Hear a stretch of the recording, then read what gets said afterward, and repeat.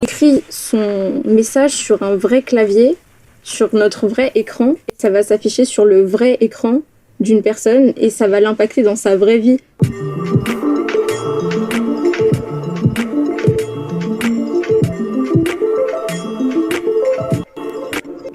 Salut, moi c'est Mathéo, j'ai 16 ans et j'utilise pas de réseau à part WhatsApp et que j'utilise 30 minutes, 45 minutes par jour. Salut, je m'appelle Yanni. Attends, il utilise 45 minutes. Wow, il a battu le record là. 45 minutes seulement par jour. Je suis bien curieuse de savoir ce qu'il fait de ses journées. J'ai 17 ans et j'utilise pas du tout de réseaux sociaux. Lui n'utilise pas du tout des réseaux sociaux, ok? Bonjour, je m'appelle Delphine, j'ai 17 ans et WhatsApp c'est le seul réseau que j'utilise quotidiennement. Ça sera intéressant. Elle utilise uniquement WhatsApp, donc même pas YouTube. Waouh. Moi, c'est Emna, j'ai 16 ans, j'utilise les réseaux sociaux 2 heures par jour environ, et je suis surtout sur Instagram. Pierre, 16 ans, et moi c'est 2h30 par jour, et c'est surtout Instagram et Discord. Et moi c'est Lucie, j'ai 19 ans et j'utilise principalement Discord tous les jours, et en moyenne 8 heures par jour les réseaux sociaux. Pour les déconnecter, pourquoi évitez-vous les réseaux sociaux? Déjà, en soi, de manière purement utilitariste, j'en ai jamais ressenti vraiment l'utilité, quoi. Mais je me suis rendu compte, notamment avec certains réseaux sociaux, genre Twitter, que les réseaux sociaux, parfois, ça peut donner lieu à des dérives qui sont pas géniales, quoi. Genre, avec l'anonymat, où t'as des gens qui peuvent être ultra violents, et bah, ça peut être vachement dangereux, ça, quoi. Ouais, il a complètement raison. Autre chose, c'est que j'ai l'impression que les réseaux sociaux, tu crées une sorte d'artificialité de ta vie que tu mets en vitrine et ça peut juste nuire en fait à ton bien-être au quotidien. Comme t'es là, tu vois, t'es avec tes potes, t'es par exemple à un endroit à Paris et tu vas te forcer à sortir ton portable juste pour montrer qu'est-ce que t'es en train de faire en fait. Ah, je suis d'accord avec lui. Je suis d'accord avec lui. Il y a des gens dont, en fait, pour eux, les réseaux, c'est juste pour montrer ce qu'ils font de leur vie, quoi. Parce qu'ils veulent en soi un peu se comparer à ce que l'autre a fait, ce que l'autre a. Du coup, même quand il mange, il filme. Il va aux toilettes, il filme. Il porte un habit, il filme. Il se brosse les dents, il filme. Aïe.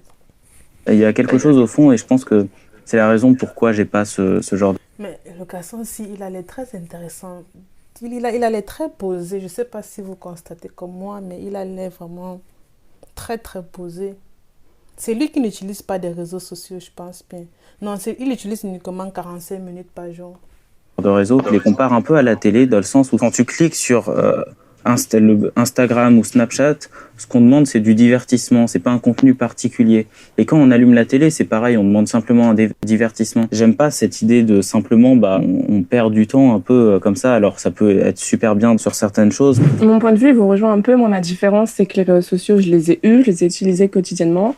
Et pourquoi j'y suis plus c'est parce que déjà, c'est chronophage. On a beau dire ce qu'on veut, on y C'était quoi? Moment, non, attendez. passe 2, 3 Chronophage. Ok, chronophage. heures, des fois plus par jour. Donc ça vous prend du temps. Ça vous prend du temps sur d'autres choses que vous auriez pu faire. Je dis pas que tout le monde vous devez tous aller lire un livre à côté, mais ça peut être plein de trucs qui peuvent être super intéressants et que vous allez plus faire parce que vous allez être sur les réseaux sociaux. Des fois, tu te sens obligé d'aller liker toutes les photos de tes amis parce que sinon, tu sais qu'ils vont t'envoyer un message. Hey, t'as pas... Ouais, ça je reconnais.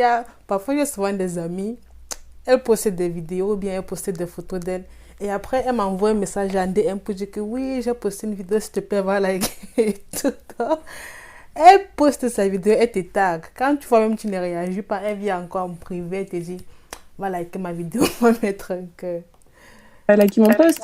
Ou alors, tu vas aller sur Snap, tu vas devoir envoyer des flammes, regarder les stories de gens que t'aimes pas. Mais si tu les bloques, ils vont te dire pourquoi tu m'as bloqué.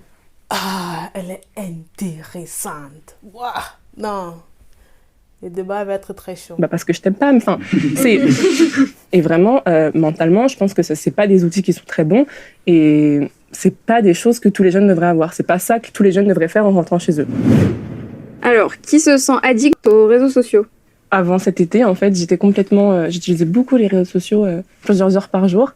Et puis après, du jour au lendemain, je suis rentrée de vacances et je voyais tout le monde qui postait leurs stories, leurs posts Insta et je me suis dit, en fait, non, ça m'énerve. J'ai plus envie de voir ça, j'ai plus envie de... Juste comme ça, il y a les gens qui crament pour sortir des réseaux, mais toi, ça t'a juste énervé et c'est tout. de m'infliger ça. En fait, c'était plus un plaisir, c'était plus un divertissement.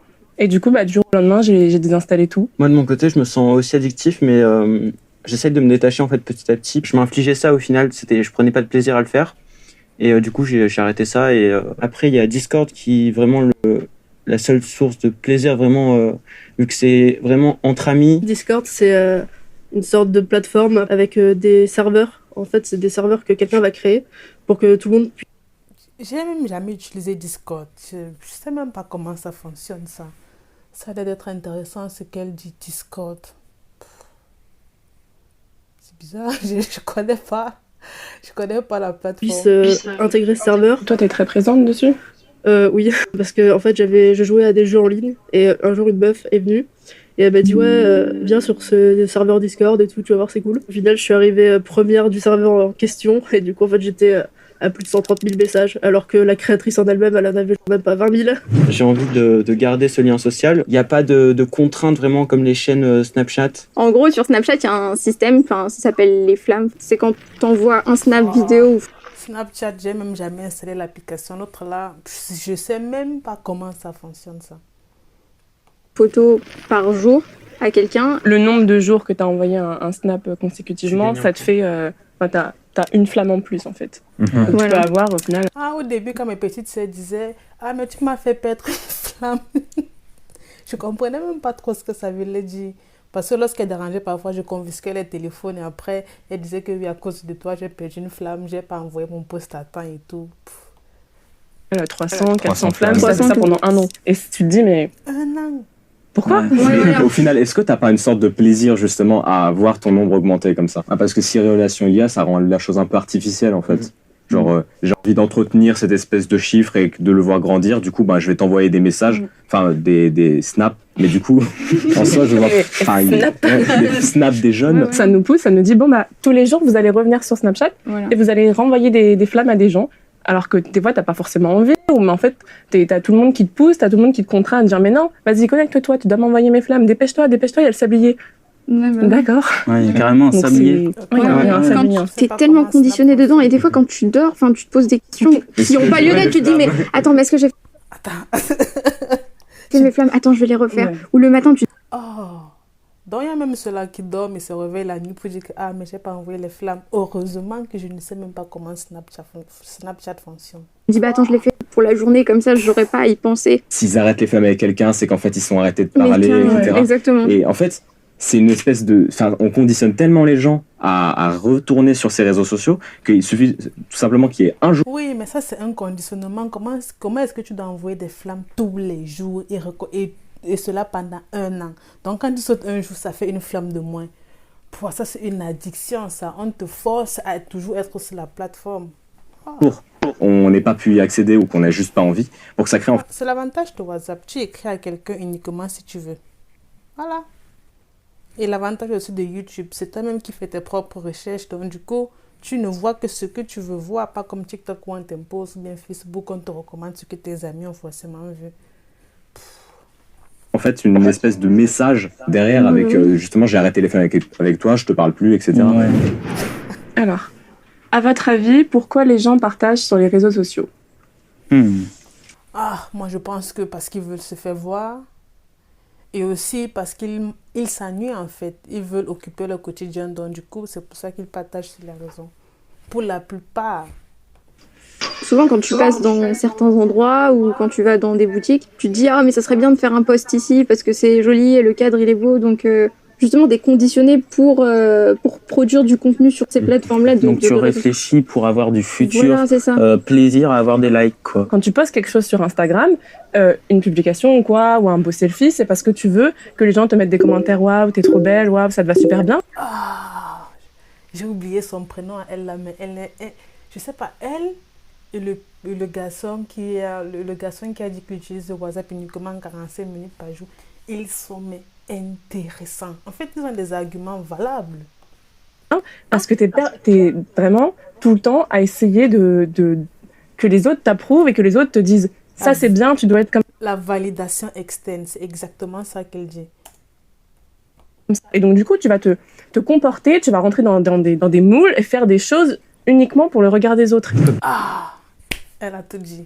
tu fais des choses uniquement pour faire plaisir aux autres, mais pas pour te faire plaisir à toi. Partager par exemple la marche pour le climat et voir qui vient, poser des questions et ça crée, par exemple, des fois il y a des gens qui vont répondre à qui on n'a pas le temps de parler au lycée par exemple ou qui vont pas nous donner. Comment est-ce que tu peux être ami avec quelqu'un mais vous causez uniquement par téléphone alors que vous êtes dans le même lycée? C'est qu'il dit n'a pas de sens. Leur avis en face. En fait, moi, je pense que ça dépend vraiment du but de chacun. Parce que moi, par exemple, je suis beaucoup plus réactive que active. Genre, par exemple, sur Facebook, je poste rien, mais je suis tout le temps dessus en train de faire défiler mon fil. Genre, c'est nul. Ça veut dire qu'elle est une consommatrice de contenu. Elle ne produit rien, mais elle consomme uniquement. Et ce qui fait qu'à la fin de la journée, il y a de fortes chances qu'elle n'arrive pas à atteindre ses objectifs. Parce que lorsque tu passes toute tes journées à consommer 24 heures sur 24, à quel moment tu vas être productif, à quel moment tu vas travailler, à quel moment tu seras concentré ou focus. Le soir, tu seras plutôt fatigué parce que tu auras tellement emmagasiné tes informations inutiles dans la plupart des cas. Ça sert à rien, mais voilà, c'est devenu une addiction. Je suis sûr qu'en soi, les réseaux sociaux, ça permet de réunir des gens qui auraient jamais pu être réunis dans d'autres. Mais les trois là, ils sont... non, je pense que celui qui a fait ce reportage ici, il a mis les conscients et les moins inconscients d'un autre côté. Mais, dans un autre contexte. Les réseaux sociaux permettent d'unir des gens qui n'auront plus jamais être unis. Oui, ça c'est un très grand avantage. Sur des sujets un peu marginaux en quelque sorte. Tous les deux, ils vont aimer le même manga ou le même animé, et donc ça va faire que autour d'eux, ils ont personne à qui en parler. Et les réseaux sociaux, ça va leur permettre de dire ça me connecte avec d'autres personnes qui ont les mêmes centres d'intérêt que moi. Ouais, exact. Qui a un groupe de classe sur les réseaux sociaux? Ça sert à rien, ça. Je veux dire, un groupe de classe sur les réseaux sociaux, ça sert à rien, ça. Ouais, moi aussi. Sur WhatsApp. Oui, sur WhatsApp. Moi, c'est sur oui. Snapchat. Alors, mais par contre, je sais que ma classe en a un, mais je ne participe pas du tout à ce truc. Tu te sens pas exclu de pas y être? Du coup, en fait, ils ont les infos là-dessus, et t'as mes potes qui m'envoient directement par message. Ouais, en fait, on a dit ça sur le truc. Non, moi, c'est exactement comme toi, mais du coup, c'est ce genre de petite frustration tout le temps voilà, que t'as, exactement. qui te donne des fois envie de dire. Est-ce que là, je vais pas faire Voilà, le pas c'est ça. exactement? Non, enfin, c'est bizarre parce que nous, on a fait un groupe Facebook, justement. Genre, il y a à peu près tous ceux de la classe. Ils postent régulièrement. Et moi, bizarrement, je préfère largement contacter une pote en priorité ou la fille la plus sérieuse, on va dire, de ma classe pour avoir un sujet, plutôt que de poster ça et des fois va y avoir 10 vues et personne qui va répondre. Tu vois. Celle-ci là, la dernière, elle se focalise beaucoup sur ce que les autres pensent. Elle a une faible estime d'elle, ça se voit. Qui considère que les réseaux sociaux ont un impact négatif sur les relations Moi, j'ai même pas fini la question. Nickel. Mais moi, Si moi, tu me dis, ouais, on s'envoie. Et personne qui va répondre. Qui considère que les réseaux sociaux ont un impact négatif sur les relations amicales? Si moi, tu me dis, ouais, on s'envoie une espèce de photo tous les jours pour faire genre, ouais, on va me faire augmenter un chiffre. Je vois pas en quoi ça peut avoir un impact positif sur rendre vos relations plus fortes. Mais c'est pas négatif non plus. C'est pas. si, c'est négatif. Attends, En soi, Est-ce que les réseaux sociaux, enfin, bon, c'est pas forcément mon point de vue, mais est-ce que les réseaux sociaux, en quoi ça peut avoir un impact négatif vraiment? ça rend tes relations artificielles en fait. C'est ça le problème, je pense. Quand on va parler à quelqu'un, on saura pas exactement comment il est derrière son ordi. Tu sais pas s'il est content, tu sais pas s'il est vénère contre toi. Et du coup, je trouve que ça devient très hypocrite. En fait, oui, mais ça ne sert à rien d'envoyer les flammes à quelqu'un, par exemple, par Snapchat pour maintenir votre lien amical. Ça ne sert à rien. On ne base pas une amitié sur les flammes. Donc, du coup, si du jour au lendemain, tu n'envoies plus de flammes, ça veut dire que vous n'êtes plus amis, oui, mais vous n'êtes plus aussi amis qu'avant. Non. La dame n'a pas raison. tu risques de faire passer des messages, de dire des choses qui en dehors de ce contexte-là, tu les aurais jamais dites. Tu vas pas avoir sa réaction directe et tu vas pas te retenir et tu vas peut-être dire des choses qui vont le blesser.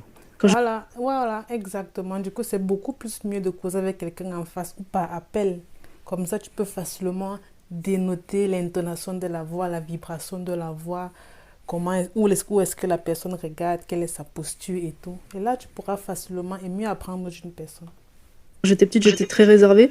Et à partir du moment où je suis allée sur les réseaux sociaux, je me suis plus ouverte. J'avais pas beaucoup de potes dans la vraie vie, on va dire. Et du coup, je me suis fait des potes sur Internet. Ça m'a permis... Attends. On va rentrer. Et Et à partir du moment où je suis allée sur les réseaux sociaux, je me suis plus ouverte. J'avais pas beaucoup. Elle dit qu'avant, elle était très réservée, mais une fois qu'elle allait sur les réseaux, elle est devenue plus ouverte parce qu'elle a maintenant, elle s'est fait beaucoup d'amis on va dire, un peu dans la réalité des réseaux sociaux. Ça, c'est pas une vie, ça. Beaucoup de potes dans la vraie vie, on va dire. Et du coup, je me suis fait des potes sur Internet. Ça m'a permis de m'ouvrir. Genre, je suis devenue j'ai eu beaucoup plus de confiance en moi. Je me suis fait beaucoup d'amis, autant en France qu'à l'étranger. Et j'ai jamais autant voyagé, en fait, que depuis que je suis sur les réseaux sociaux. Au bout d'un moment, tu sais que t'as besoin de revenir au réel, en fait. T'as besoin de connaître les gens qui sont derrière leur écran, qui te parlent, parce que des fois, tu peux avoir des très bonnes comme des très mauvaises surprises. Enfin, ce qui est heureusement qu'elle s'est quand même fait la part des choses. c'est dommage, c'est que sur Internet, t'as forcément une autre facette. Ouais. Genre moi, par exemple, dans la vraie vie, je suis très timide. Mais sur Internet, genre, justement, t'as tous mes potes qui se foutent de ma gueule parce que je suis super réactive, je suis super sanguine, en fait, genre. Et du coup... Ça traduit un manque de confiance extrême. J'avais bien raison depuis le début. Comment est-ce que tu peux être timide dans la vraie vie et ouverte sur les réseaux sociaux? Parce que tu sais que sur les réseaux sociaux, tu es caché derrière ton écran et les gens ne savent pas réellement qui tu es, ce que tu penses, comment tu te comportes. Et c'est pour ça que tes amis se moquent de toi. Ils ne t'inquiètent pas, ils ne vont jamais te faire confiance. Parce que tu prouves que tu es une fausse personne en quelque sorte. Du coup, ça fait un contraste avec la vraie vie. On écrit son message sur un vrai clavier, sur notre vrai écran, et ça va s'afficher sur le vrai écran d'une personne, et ça va l'impacter dans sa vraie vie. Ça peut affecter aussi dans le bon sens. Par exemple, là, on se connaît, enfin, on s'est rencontrés tous. On se connaissait pas avant. C'est grâce à Hugo Décrypte au final. Oui. Et, Oui. Merci Hugo. enfin, on arrive et enfin, sans les réseaux sociaux, Ouais, on perdrait serait- contact. Alors que, non, mais puis même là, après, on se serait pas connus. Un réseau social, c'est plus une extension de tes Ouais. relations sociales en général. Voilà, j'espère que cet épisode d'Hexagone vous aura plu. En tout cas, C'était tout pour cette vidéo. N'hésitez pas à vous abonner pour ne pas rater les prochaines vidéos.